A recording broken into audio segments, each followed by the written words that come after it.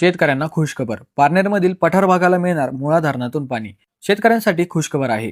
पठार भागाला मिळणार मुळा धरणातून पाणी. शेतकऱ्यांसाठी ही मोठी आनंदाची बातमी आहे. आता पारनेर तालुक्यातील पठार भागातील पाण्याचा प्रश्न कायमचा सुटणार आहे. कारण थेट मुळा धरणातून पाणी शेतीसाठी मिळणार आहे.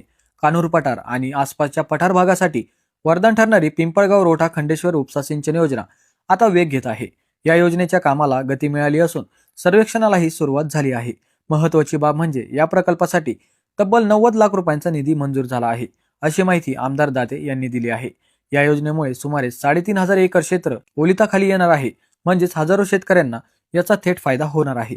या प्रकल्पात खडकवाडी, मांडवे खुर्द, वनकुटे आणि कान्हूर पठार या गावांचा समावेश आहे. विशेष म्हणजे या भागातील सर्वात मोठी अडचण होती ती म्हणजे वीज बिलाची.